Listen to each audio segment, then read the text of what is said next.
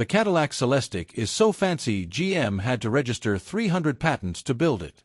Most luxury cars come with the same old pitch, sticked leather, premium price tag, matrix headlights, or maybe a champagne fridge if you're that posh. But Cadillac's $360,000 Celestiq? That comes with something else entirely. 300 unique patents and a small-scale manufacturing revolution that helped to build some of the most niche parts across the platform. The Celestiq is hand-built in small batches on an $81 million line at GM's Technical Center in Warren, Michigan. Considering that GM plans to only build 25 examples for 2025, it's really less of a car and more of a rolling R&D program with taillights. And since most people reading this will likely never own one, myself included, let's hope some of the cool innovation that went into the development of the Celestiq will work its way down into other vehicles across GM's lineup. Recently, GM published a press release that went over some of its advancements in additive manufacturing. Being a huge 3D printing nerd myself, I had to know more. Thankfully, Automotive News gave an even deeper dive into the Celestiq's innovation, so we can take a deep dive into the car's engineering today. Let's start with the metal. Celestiq uses a special 7000 series aluminum alloy that's so hard, so heat-sensitive, and so utterly uncooperative that working with it is basically like trying to train the most stubborn dog in the world. Seriously, you can't stamp it, it's nearly impossible to weld it, and you can barely paint it. We had to come up with a new way to manufacture it for Celestiq, said Tony Roma, Executive Chief Engineer of Celestiq, in an interview with Automotive News. That's where the fun begins.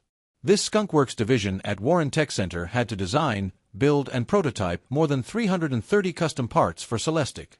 Once engineers verified and finalized a part, it had to ship the techniques, tools, and even specialized machining parts to a GM manufacturing facility in Pontiac, Michigan that produces the components for the car.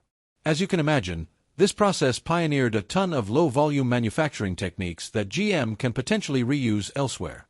It also saved the automaker around $10 million in tooling, which sure sounds like a lot, until you remember the sticker price of the car. Celestiq steering wheel center and seat belt guide loop are both products made with additive manufacturing. The savings were at least in part thanks to additive manufacturing, a fancy name for 3D printing. In fact, the Celestiq has 115 printed parts, including 47 metal interior bits like the steering wheel center and seat belt anchors. And, yes, they had to go through full-blown crashworthiness testing. It also allows for some insane customization, according to Automotive News. While additive techniques are costly, they do give Cadillac an edge over some ultra-luxury manufacturers, as printed parts are infinitely customizable. Customers have asked for fingerprints of their loved ones and family crests to be emblazoned on some Celestiq parts.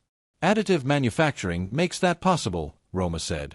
The engineers behind the Celestiq got even weirder with things by conjuring up a proprietary sand casting process.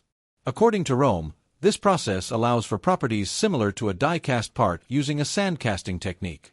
And once they're completed, the 6 mega castings, seen below, are then connected by 11 extrusions to form the underpinnings of the electric land yacht.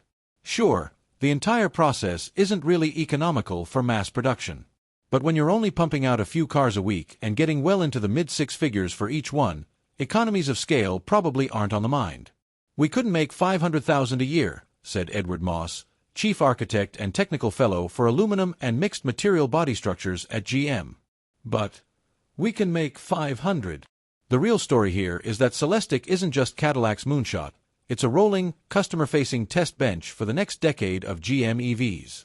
Patents around joining, shaping, casting, printing, and manufacturing iterations are all locked and loaded, ready to trickle down to other models where economies of scale do matter.